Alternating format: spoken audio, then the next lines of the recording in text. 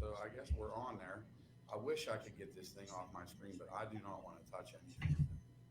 So it's fine. I'll be able to see you on the iPad once I get that pulled up. Tina, can you still hear us okay? I can. I can see you. I can hear you. Okay, there we go. So we got you on the iPad now. Okay, so I feel better now. Ski, you hear me Woo-hoo. okay back here? For me? Yeah, and we are live. I can see us. Hold on a second. He says he can't hear us. Can you hear her or anything? All right, because I'm on live right now. So hold on a second. I'll turn this up so Ski can't figure out why you're not here. Okay, so that's working. Tina, say something so I can hear you. Hello.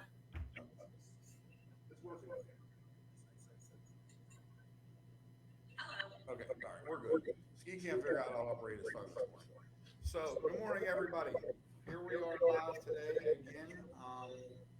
We have with us here in the fire station Rachel Ray. She's the assistant chief in the Yukon Fire Department, and my daughter Maddie is to the right of me. She belongs here to South Greensburg. And then we also have Tina Cook on remote. So this is something new for us. It took us a while to work through all the nonsense to get everybody to hear each other and whatnot. But we're here, and we're glad to have everybody here today. So I'll just start with a couple things, and then we'll get on with it. Tina is she's a state fire instructor, belongs to the Millersburg Fire Company now, and she's been in the fire service a great deal of time. I think you've been in how long, Tina? How long have you been? I'm starting my 27th year.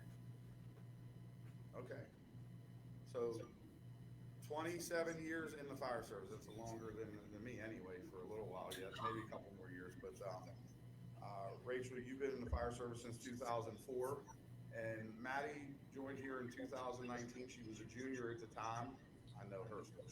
So, but and what I the idea was here today, and this goes along with our recruitment and retention type thing, and um, all that stuff. You know, just to have the women in the fire service today, they're everywhere.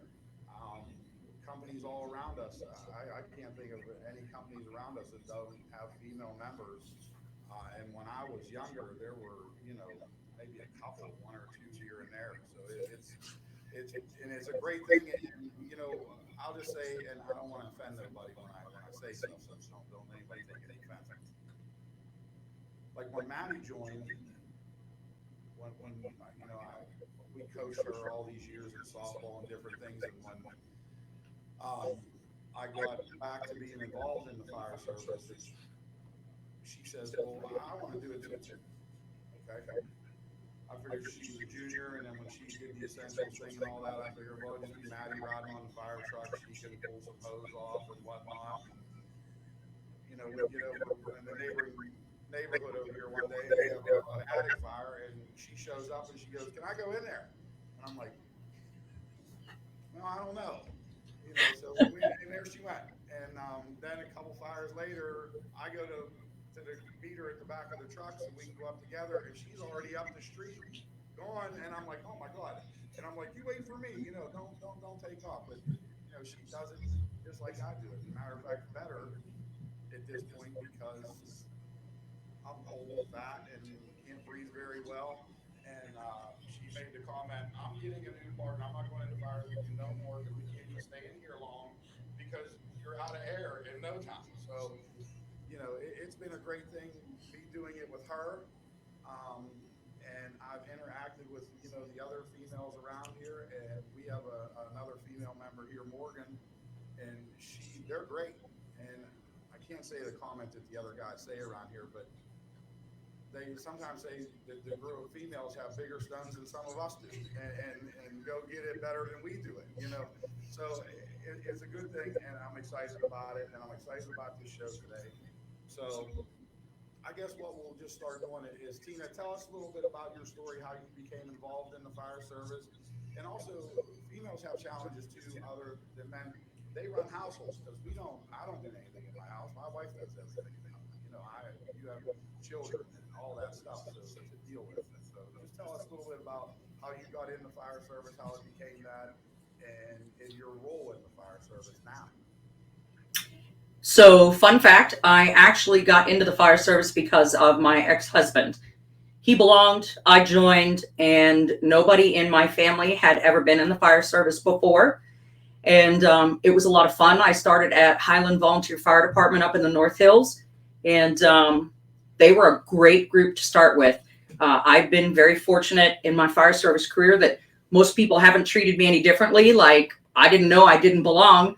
And this first fire company, definitely did not give me any of that.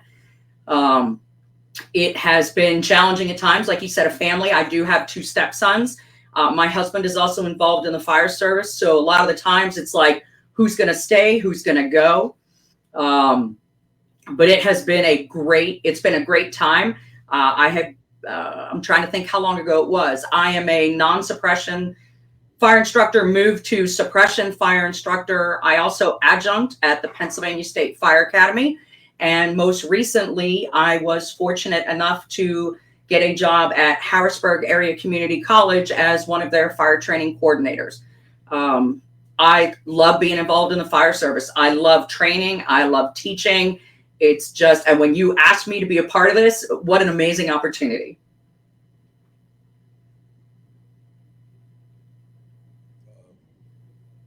Uh-oh. Oh, go ahead. You're good now.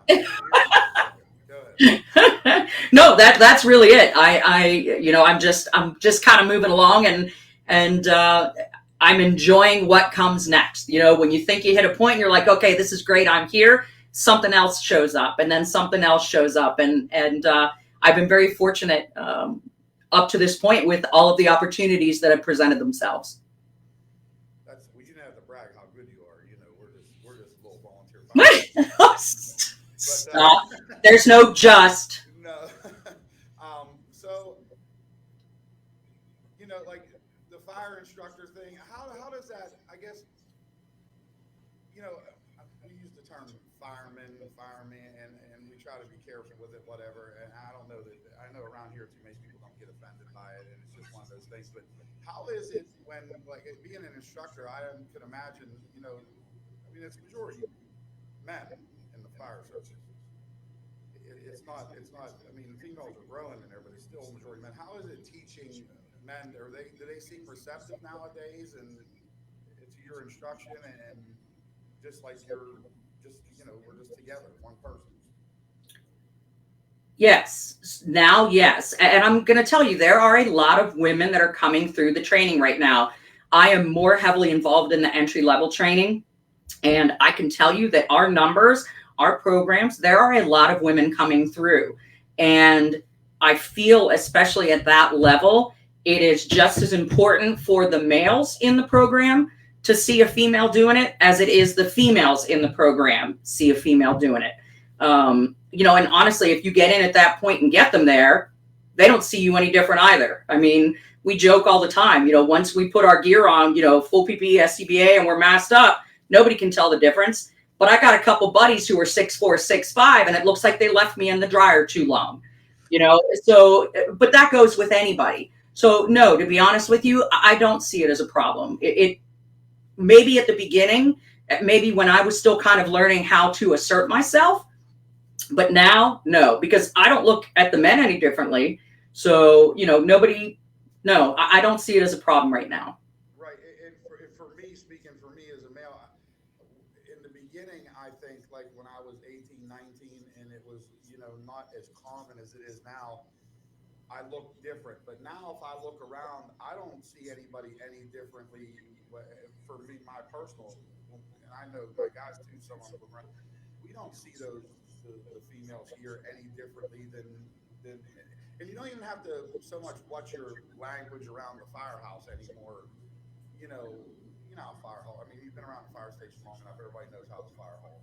Rachel, you've heard it. Matt, you've heard it. I'm sure you've heard it. What goes on the talk in the fire station. It doesn't seem to be as, you don't have to be as careful and things, and it's working out great. Yes, it is. It really is. It's awesome to see more females in there, and it's awesome to see the acceptance.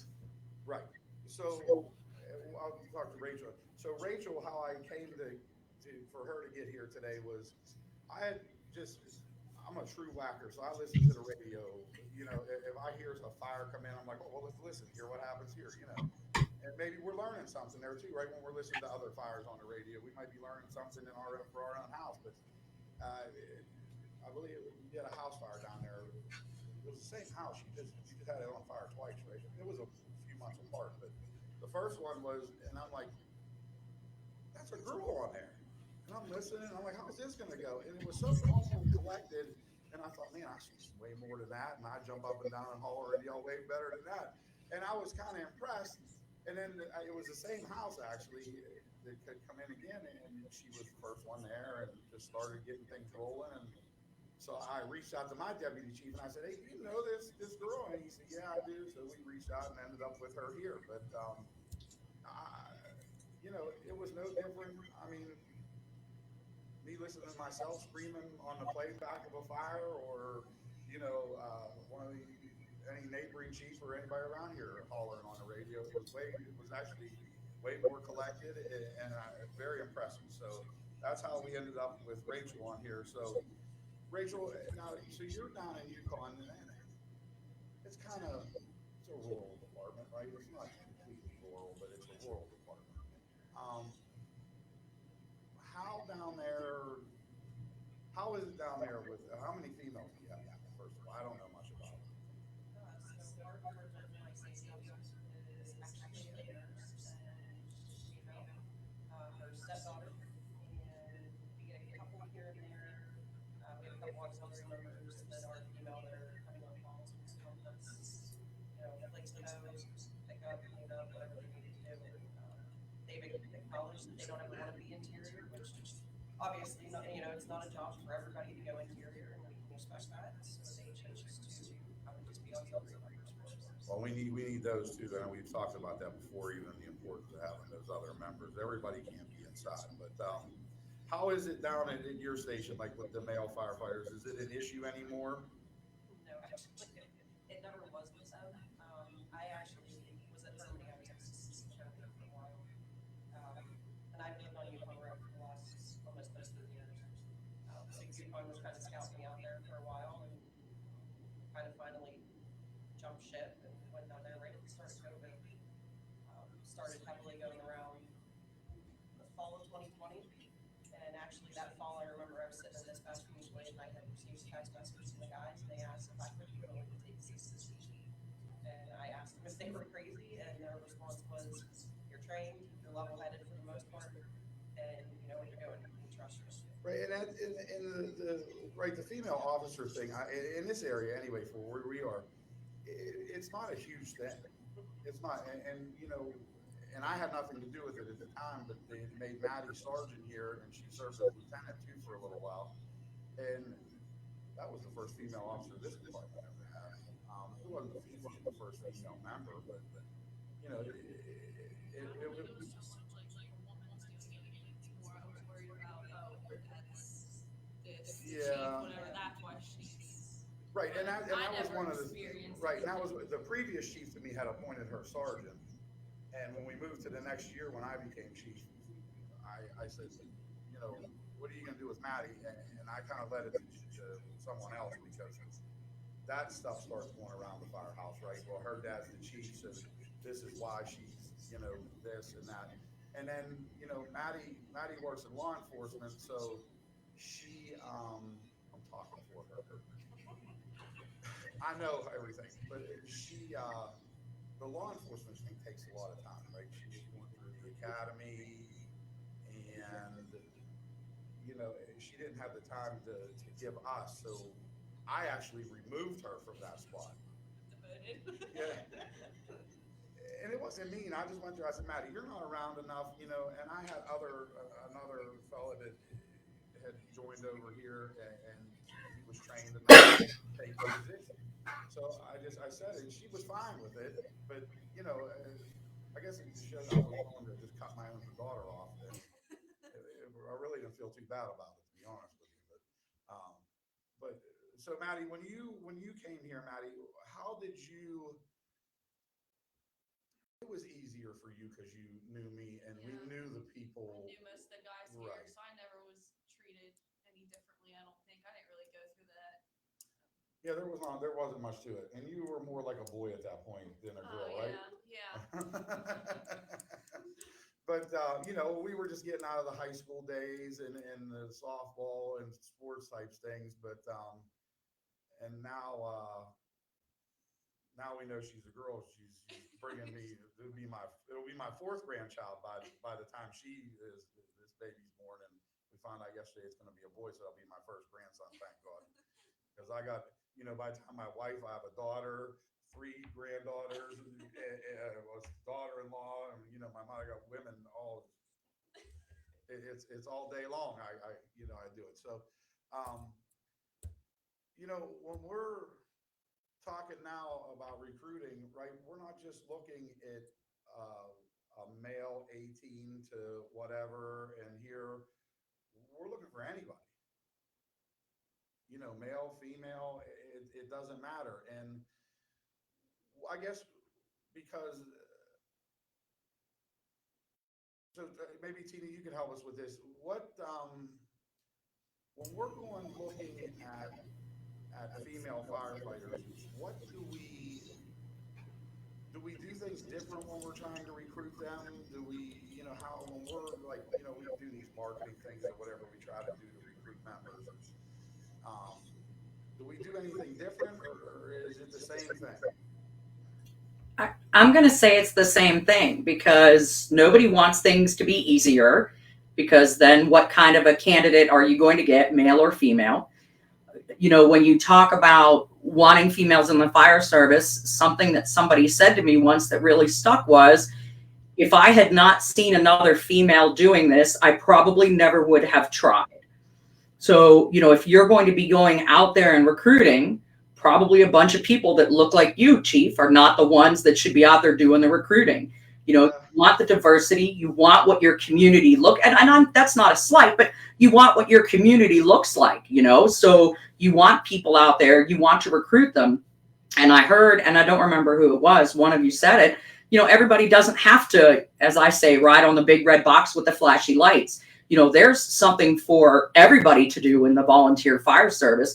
So, you know, maybe that's how you start. You know, the way our training is broken up right now, you can take those first three modules and never see fire, but you learn about the firehouse. And, you know, do you have somebody that can do, you know, that can be your treasurer, that's good with money, somebody your secretary? Do you have somebody that can PM your apparatus, you know? And now they don't necessarily have to be putting the gear on and running in the building. And I think it's just giving them a bigger view of what it's about. And that goes for anyone because, you know, these days, especially, people just learn different and they absorb things differently. And we kind of need to do a better job of figuring out how to reach out to these other people, these other demographics, these other people who learn differently from us. so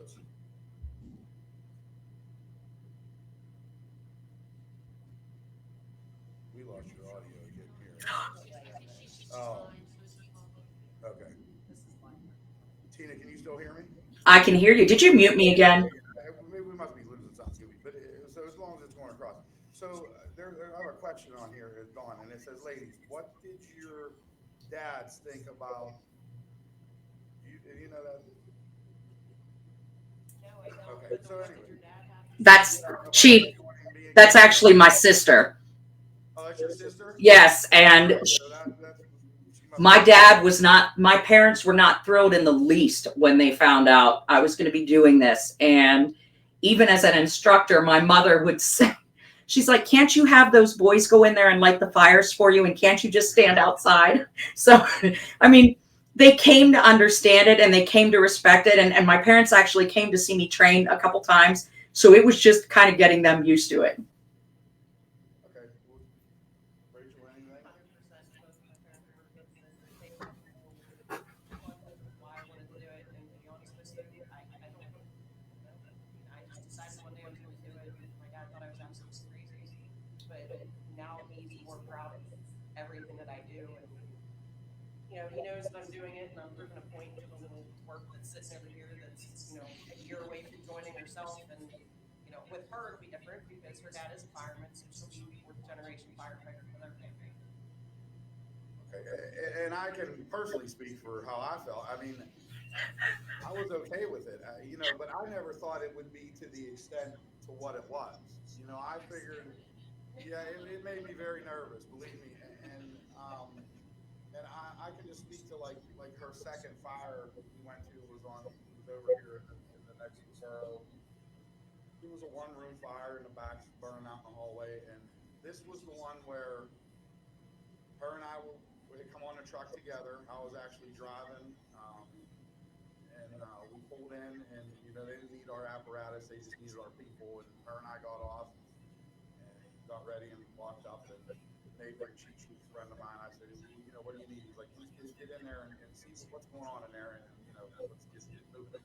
So we go in, and our deputy chief Jared Stone showed up, and she made the comment to me. She goes, "Dad, you were right. There are some fires you can't see it because we got into a lower visibility fire, and it was different for her. And I want to go like I can see something going on in the back that I didn't like, and I want to go to that. But she's with me, and Jared, I mean, I trust him wholeheartedly. I said, go with Jared, and don't leave him. And there's me. I'm in the next room. We're in the fire room, and I'm like, where is she? What is she doing? In my mind, that's going. And next thing you know, a hole pokes up in the wall between the two rooms, and her head's in it. And we got heat in this wall, she said. I'm like, well, there she is. So for me, being there with her is something. It's a whole other thing because then if she gets hurt, then I got to go home and answer some questions that I don't want to answer, right? And I'm probably going to take a beating at home for what happened. So I don't mind it. As time has gone on, it doesn't. It gets better. Um, I guess it's probably different for a parent that's sitting at home that doesn't know at 2 o'clock in the morning this is going on, right? So you don't know if your child's going through this. Now, we haven't had a situation here yet where I haven't actually been on the call and she's been there. So when that day comes, that's going to be a whole nother matter. And I'll be glued to the radio and texting somebody and wanting to know what's going on. So, Oh, and that's what she's going to do. She's going to realize she's going to go to training. She's going to rely on her training and the resources she has. right. Which should ease your mind some. You're right. And I don't mind. And to be honest with you, the group that we have here, there's no question. I trust every one of them, with her to be with them. Some she's probably going to lead around. Now that he's getting older, though, I think I worry more about him than he worries about me. I'm Yeah, always and- watching him. Just one of our funny stories was we were at a fire and reports of entrapment. When we got there, her and I and another one of our younger members went in the front door. And I'm 300 pounds, so floors don't like me very much anymore. And we go in and we're looking around and looking and doing what we can, and the roof's not going good and things aren't happening, and maybe we better get out of here. So I start back out and I go to the floor. Now it's just a crawl space under me, so I didn't go to the wall to the basement. Not really dramatic. It wasn't all that. So, and she was there with me, and I'm thinking, hey, get me out of here. And her one leg's kind of in there with me, and she helps me out, right? And I'm like, wow, that was just amazing. And of course, she come out and announced it to everybody that she was pulled. She got paid his life and pulled this big man out of the floor and whatnot. But so and I told her, and of course I told her, I said, that's it. I don't want no more people in that building. I come around the side of the house and I go, where did she go? And everybody's pointing in the window this way. So she ended up going in there with Jared, of course, because he likes to get in trouble, and she's back in there. But she did anything that if I was with any of these other guys here, or did what she had to do, and she would have did it for any of them. It got me out. It was great, and I was really proud of her there. And I tell her all the time,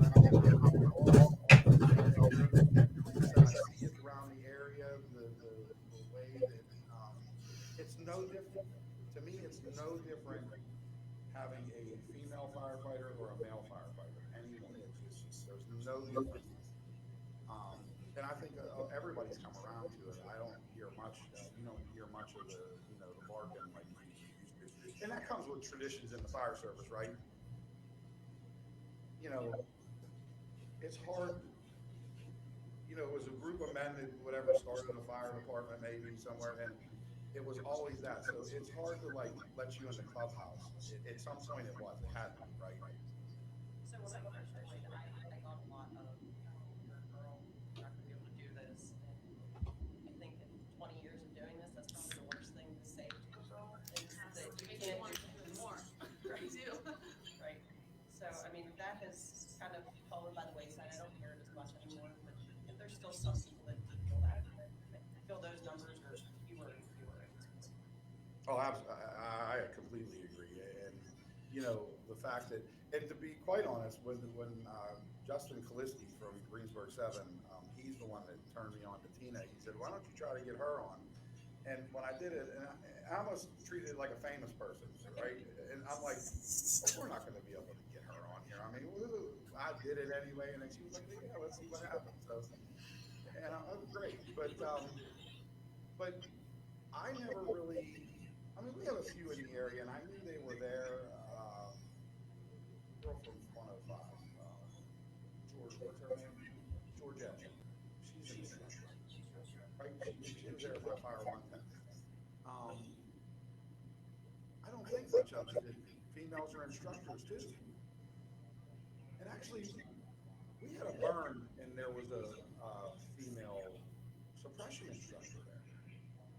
And it was like, it was amazing to me still, even though I knew that, Maddie was there and there's other females around. Now they're telling us what to do. And probably better than some other, we're getting better instructions. But I wanted to do this today with the females because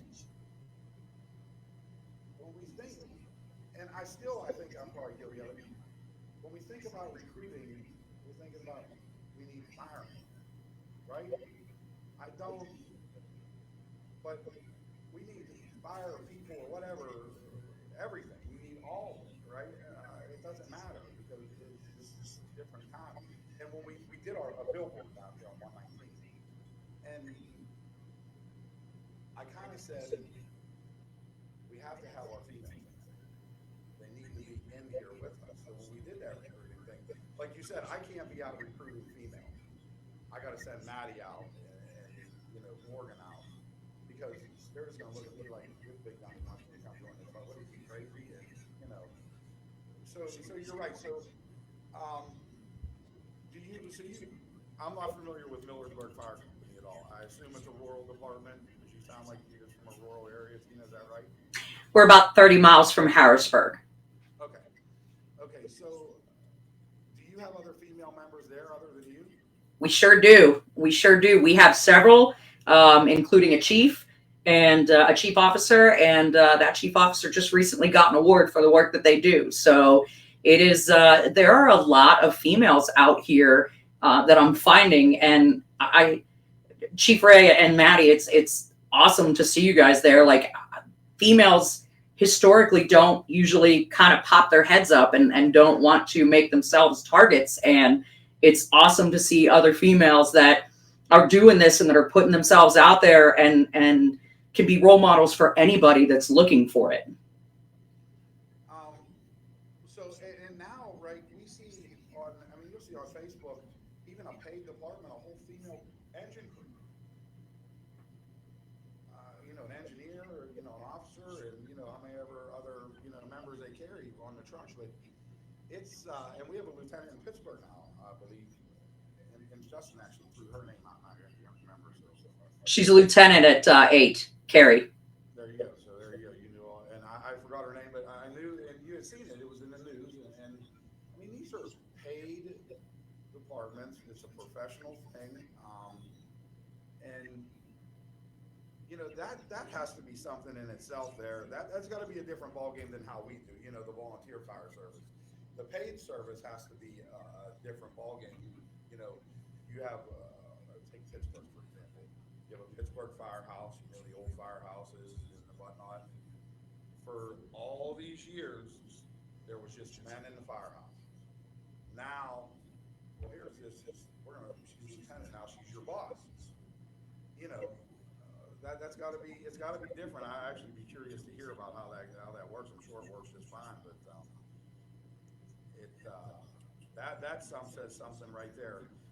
So I guess, some of our message today is, when we talk about the fire department, any females out there, we'll take it. Believe me, we need as many members as we can get, because when we talk about recruiting, like we said in the past on these, that our department's okay right now. We do good, our trucks move, everything's kind of fine.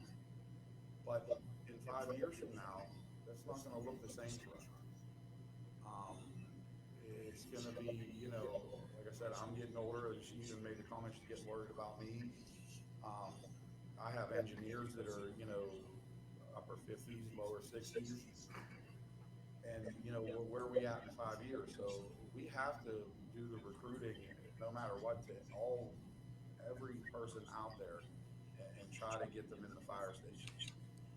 Tina, let me ask you about this, and this is something we've talked about in the past, and it was, of course, it didn't turn into what I thought it would. I thought there would be a lot more negative feedback about it, and I don't know if you had any experience with it, is mergers in departments, to get these numbers up in one place. Have you ever had any experience with mergers or anything, and have heard of them? I do not have any experience personally with mergers, but I know some people who have been involved in them and had great, just phenomenal success with that. Yeah, right. I mean, everybody's not going to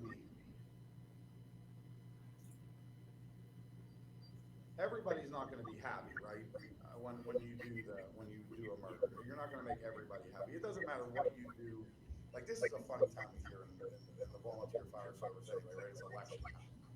So you get, this guy wants to run against this guy because either he thinks he's better, or he wants to, and then now this guy's going to come around, or his buddies to come in and do both. We don't do that, but that's another, that's actually a whole other problem, a whole other show. It's just I call it the silly season around here. And we kind of been staying the course. We might have a change, maybe or not, but I don't think it's going to affect us if change happens, which is great. But we have to really, and I don't know if you're familiar here, with Westmoreland County, and I don't know how it is. I'm not sure about it. We have firehouses, right? I get a call, drive past the fire station. Going to one, and we talked about you have 7 guys here, girls, whatever, here, and you have duplicated equipment, and duplicated resources, and you got grant money going towards the park, yada. Somehow we got to get that crowd into a place, right? To move to the future. I mean, you what? I got this comment out of this, but I know it's an argument. We can probably put 2 or 3 companies on one spot. You know what I mean? And have a smaller company. So instead of having you have between those 3 companies, you have 5 engines, 3 rescue trucks, 2 ladder trucks. We could have simply 2 engines, a rescue, or whatever, an engine, rescue, and a ladder truck, and that would do it. And it wouldn't increase I know it wouldn't increase our response because I see it now. I see everybody hurting, and it's that thing. Talk about the kingdom thing. Nobody wants to talk about how why would I know? We're going to have to have the conversation about it. And being a fire instructor, I'm sure you get involved and hear about these things, that these things have to happen, right?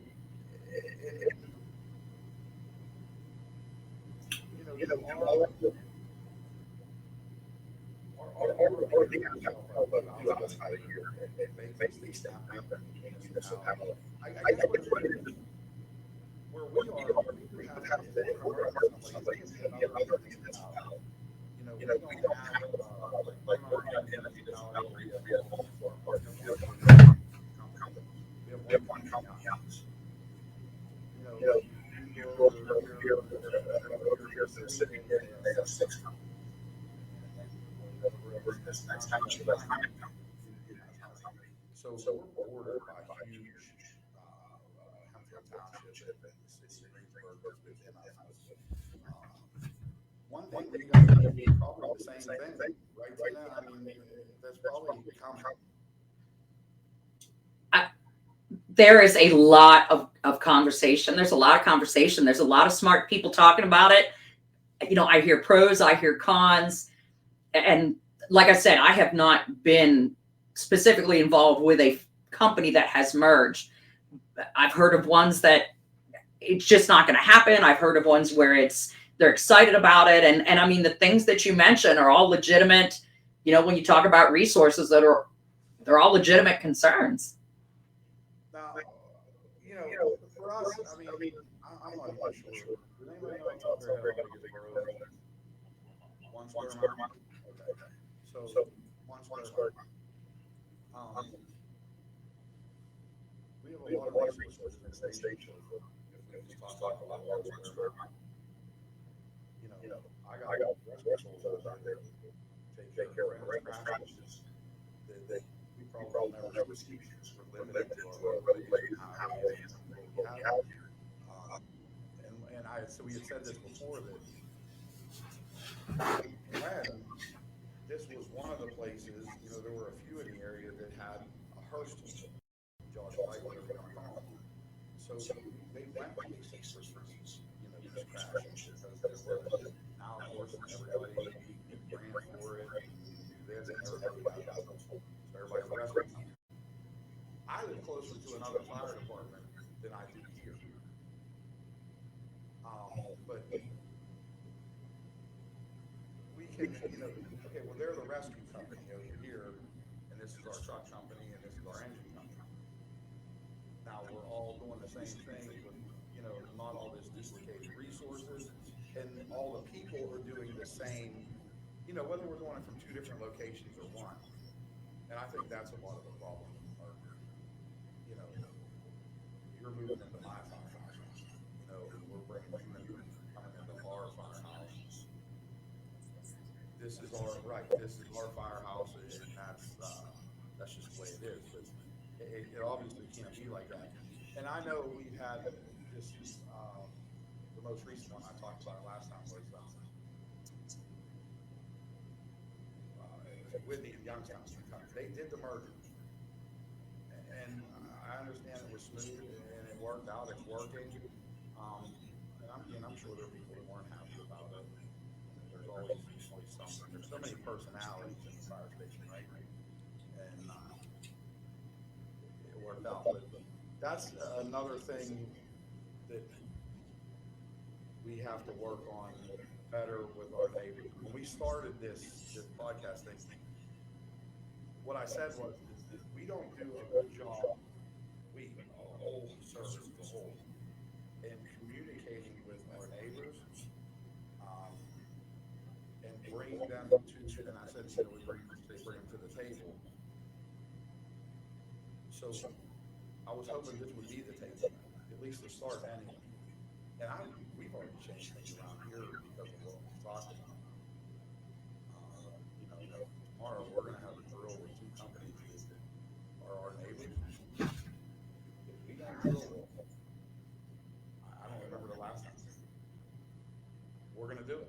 And I reached out to their captains, and I thought, well, we'll just see where this goes. And they were like, yeah, it's about time. And well, duh, we should have been doing this forever, right? But nobody wants to make that call because they don't want to get turned down or whatever, and I don't really care. I have very good feelings. But it's hard to hurt my feelings. People do. And it's work. So when we talk about it in the whole ball wax, whether it's either your females in or doing whatever, we have to be cordial with our neighbors, right? We have to. And I said, we don't have to have Thanksgiving dinner with them every day, but we have to be better at working with that. And I want to keep that going. So that's something we're going to keep on this show. So Tina, anything else you think of that you want to add to this? No, no, this has been great. I mean, it's awesome to hear. It's awesome to see, and this is good. I'm so lost here, so I'm not paying attention. Not too much. Okay, good. So, okay, good job. Watching all, you watching the comments. I'm not paying attention. Rachel, anything else? I think we need to do a better job of maybe approaching our younger demographic. We have to try to get these kids when they're still in school and give them their interest. I know that the tech centers have the protective services programs, but I don't think that's necessarily reaching everybody that it could be reaching. And I think that falls back on us getting out into the community and talking to these people. And I'll agree there.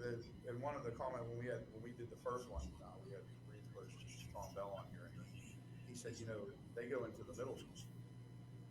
Once you get into high school, you might have lost them already. Because these kids are growing up faster, they're doing different things, and they get invested in other stuff. But that you are right. That and the programs are great.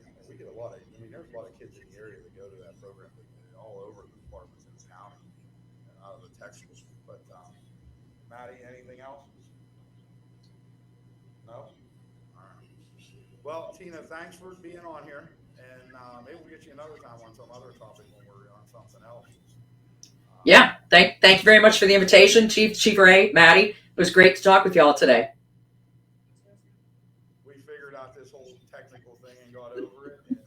And so for the next show, we're going to do it next week, we decided, because then we have Christmas Eve and New Year's Eve, and I don't want to leave it a 3-week break because I know everybody loves to come on here and see us and talk about us.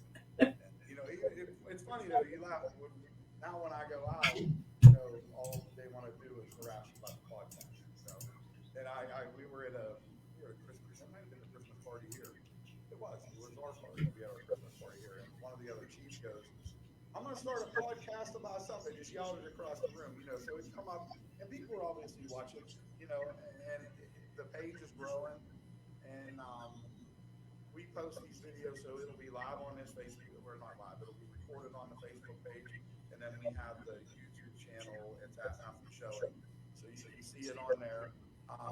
We're adding more equipment and making our studio a little better as the days go on. Every week something else pops up in front of me that I have to look at or figure out. So we're doing better there. And Tina, again, we appreciate you being on, and maybe we'll get you on again maybe another time when we do things.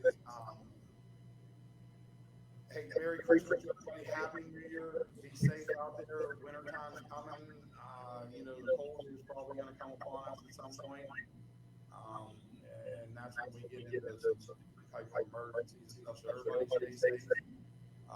And we'll see you next week. And I think we're just going to have a couple people from here on. We've got behind us, there's people that generally congregated here. But, so maybe just put them on and we'll just talk about some things we talked about in the past. So we will see everybody another time, and have a great holiday. Thank you.